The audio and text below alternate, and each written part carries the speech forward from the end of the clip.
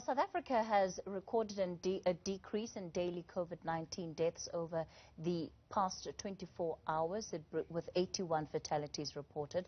It brings the overall death toll since the start of the pandemic to 50,647. Now, former Constitutional Court Justice Edwin Cameron has been reflecting then on the state of the country's lockdown and what the impact of this has been on human rights. He joins me now for more. Good evening, Justice Cameron. It's a pleasure to have you on the show. Having read this opinion piece that you've penned, the one thing that immediately stands out is that you point to the issue of language and how the language around the pandemic, whether we're looking at South Africa or the rest of the world, in all likelihood influenced how governments, including South Africa's, responded to the pandemic. Break that down a bit for me. Kathy, we faced a national crisis, and the President rightly declared this a state of disaster just more than a year ago. But how do you deal with a public health crisis? We had previous lessons. This is not our democracy's first major catastrophe of contagion, illness and death. The first one was AIDS. I'm living with HIV. It's an important lesson because we have survived AIDS. 5 million people in our country, like me, are living with AIDS because of antiretrovirals. That was a struggle that our people succeeded in winning the victory for. The point I'm making is that with COVID, we did some right things. The first right thing that President Ramaphosa and Dr. Mkhize and the cabinet did was to follow science, unlike President Mbeki and his health minister, Dr. Mandu Chabalala Msimang, who rejected science, who fought with science, who rejected medical expertise. We have followed science. But the terrible thing we did, and this is where I get to your question about language, we declared a war on COVID, but in fact we declared a war on our own people. You cannot deal with a public health crisis by brutalizing people, by beating them up, by humiliating them, by making them doing squats and push-ups. You cannot get people to follow rules for their own well-being and health by killing people like Collins Kosa in Alex.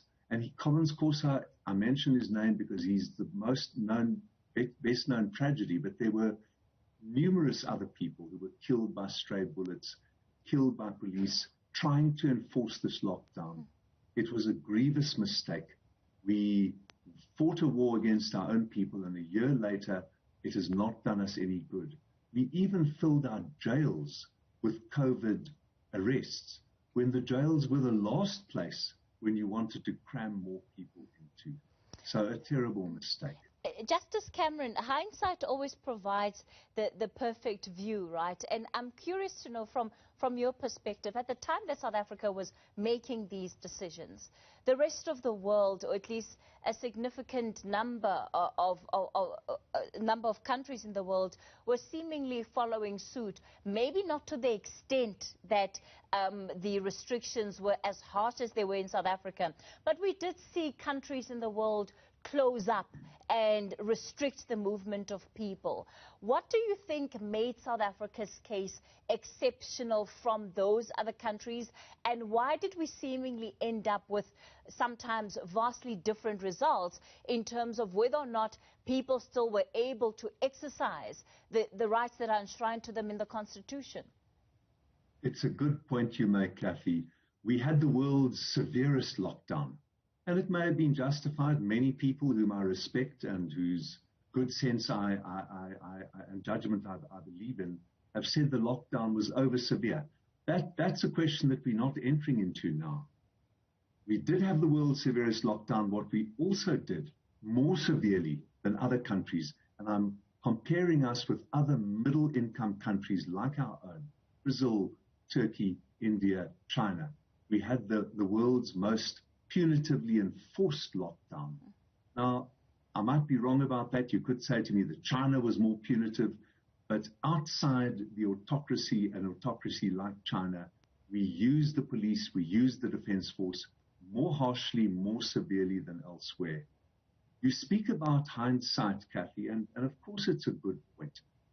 Dr. Zweli Mkhize was the health MEC in KZN during our AIDS crisis. I knew him. I grew to respect him then. He knew that you can't enforce public health measures in AIDS through coercion. We had that debate.